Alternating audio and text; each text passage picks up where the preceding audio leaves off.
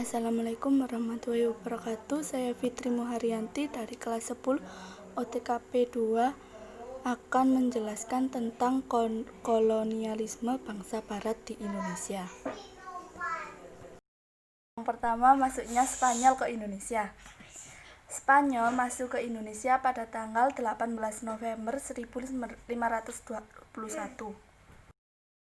Christophorus Columbus adalah orang Spanyol yang pertama melakukan penjelajahan samudra. Dia berlayar ke arah barat melewati Samudra Atlantik sesuai perjanjian Tordesillas menuju India sekitar tahun 1492 sampai 1502.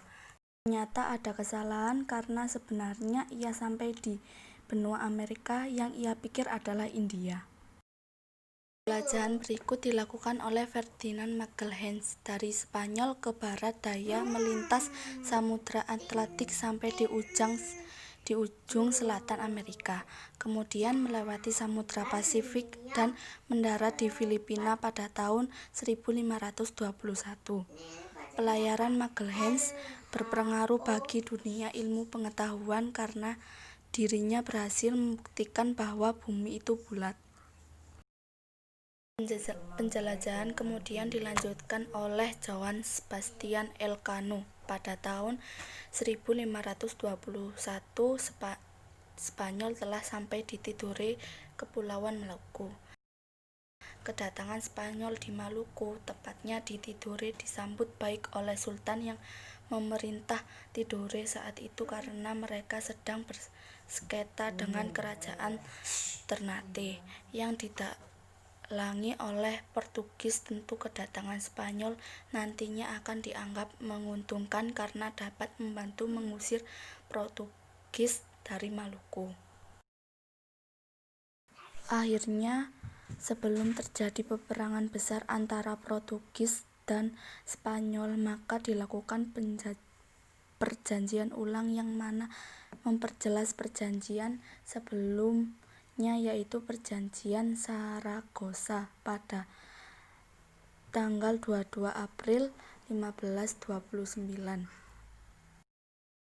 Isi dari perjanjian ini yaitu Spanyol meninggalkan Maluku yang lebih dahulu ditemukan oleh Portugis dan sesuai dengan jalur pelayarannya.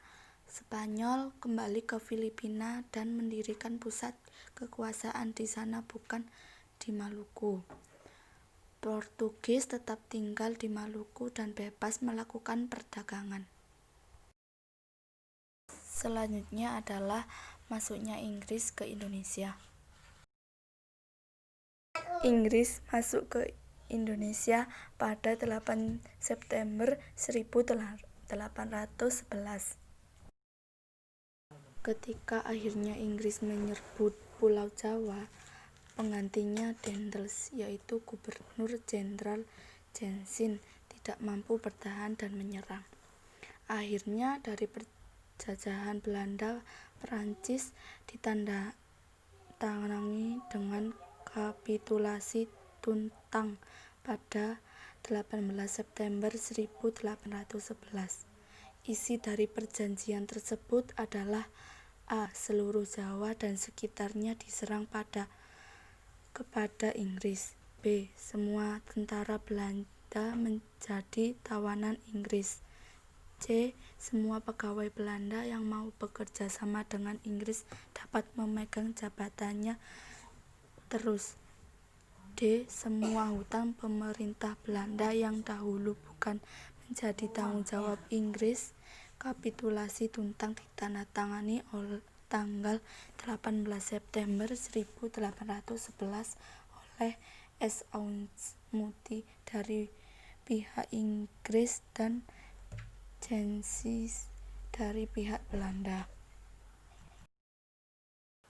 Seminggu sebelum kapitulasi Tuntang, Raja Muda Lord Minto yang berkedudukan di India mengangkat Thomas Stamford Raffles sebagai wakil gubernur di Pulau Jawa. Namun dalam pelaksanaan Raffles berkuasa penuh di seluruh Nusantara. Pusat pemerintahan Inggris berada di Batavia. Raffles mempunyai kebijakan-kebijakan dalam beberapa bidang. Kebijakan dalam bidang pemerintahan. 1. Jawa dibagi menjadi 16 karesidenan. 2. Untuk memperkuat kedudukan dan mempertahankan keberlangsungan kekuasaan Inggris, Raffles mengambil strategi membina hubungan baik dengan para pangeran dan penguasa. 3. Mengubah sistem pemerintahan yang semula dilakukan oleh penguasa pribumi menjadi sistem pemerintahan kolonial yang bercorak barat. 4. Bupati-bupati atau penguasa-penguasa pribumi dilepaskan kedudukannya sebagai kepala pribumi dan dijadikan pegawai pemerintah kolonial yang berlangsung di bawah kekuasaan pemerintah pusat. Kebijakan dalam bidang sosial ekonomi. 1. Pelaksanaan sistem sewa tanah atau pajak tanah land rent yang kemudian diletakkan dasar bagi perkembangan sistem perekonomian uang. 2. Penghapusan pajak hasil bumi kontingenten dan sistem penyerahan wajib verpilite laveranti yang sudah diterapkan sejak zaman VOC. 3. Penghapusan kerja rodi dan pembudakan. 4. Penetapan desa sebagai unit administrasi pemerintahan. Pemungutan pajak pada mulanya secara perorangan, namun karena petugas tidak cukup akhirnya dipungut per desa. Pajak dibayarkan kepada kolektor yang bantu kepala desa tanpa melalui bupati. 5. Peniadaannya pimbang atau disakiti, yaitu hukuman yang sangat kejam dengan melawan harimau. Kebijakan dalam bidang ilmu pengetahuan. 1. Menulis buku History of Java. Dalam menulis buku tersebut, Raffles dibantu oleh juru bahasanya Raden Aryo Notodiningrat dan Bupati Sumenep, yaitu Notokusumo II. Nomor 2. Memberikan bantuan kepada John Crawfurd untuk mengadakan penelitian yang menghasilkan buku yang berjudul History of the East Indian Archipelago pada tahun 1820. Ketiga, Raffles juga aktif dalam mendukung Batavia Genootschap, sebuah perkumpulan kebudayaan dan ilmu pengetahuan. Keempat, ditemukannya bunga bangkai yang akhirnya diberi nama Rafflesia arnoldi. Kelima, dirintisnya pembangunan kebun raya Bogor. Sistem peradilan yang diterapkan Raffles lebih baik daripada yang dilaksanakan oleh Daendels. Apabila Daendels berorientasi pada warna kulit atau ras, Raffles lebih berorientasi pada besar kecilnya kesalahan. Menurut Raffles, pengadilan merupakan benteng untuk memperoleh keadilan. Oleh karena itu, harus ada benteng yang sama bagi setiap warga negara. Badan-badan penegak hukum pada masa Raffles sebagai berikut. 1. Control of Justice. 1. Court of Justice itu terhadap pada setiap presiden. 2. Court of Request terhadap pada setiap divisi. 3. Police of Magistrate. Sistem sewa tanah atau land rent.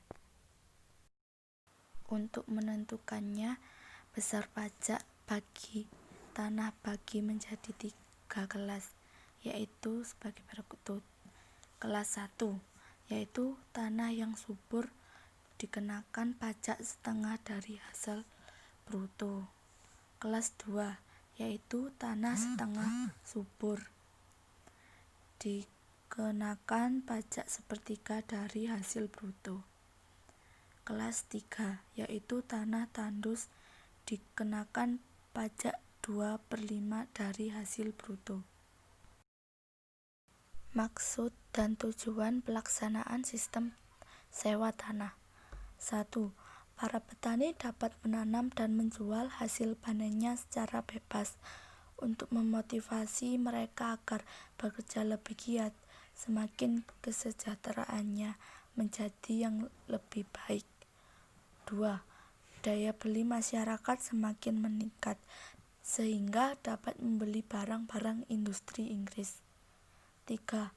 Pemerintah kolonial mempunyai pemasukan negara secara tetap dan cukup terjamin. 4. Memberikan kepastian hukum atas tanah yang dimiliki petani. 5. Secara bertahap untuk mengubah sistem ekonomi barang menjadi ekonomi uang. Sistem sewa tanah dalam pelaksanaannya telah menimbulkan perubahan-perubahan penting, yaitu sebagai berikut. A. Unsur paksaan diganti dengan unsur kebebasan dan sukarela. 2. B. Ikatan yang bercorak tradisi diubah menjadi hubungan perjanjian atau kontrak. C. Ikatan adat istiadat yang sudah berjalan turun-temurun menjadi semakin longgar karena pengaruh budaya barat. Berakhirnya kekuasaan Thomas Stamford Raffles. Pemerintahan Raffles di Nusantara ditandai dengan adanya Convention of London pada tahun 1814. Perjanjian tersebut ditandatangani di London oleh wakil-wakil Belanda dan Inggris yang isinya sebagai berikut, yaitu 1. Nusantara dikembalikan kepada Belanda. 2. Jajahan Belanda seperti Ceylon, Kap Koloni, Guyana tetap di tangan Inggris. 3. Cochin atau di pantai Malabar yang diambil alih oleh Inggris, sedangkan Bangka diserahkan kepada Belanda sebagai gantinya. Demikian presentasi dari saya. Terima kasih. Wassalamualaikum warahmatullahi wabarakatuh.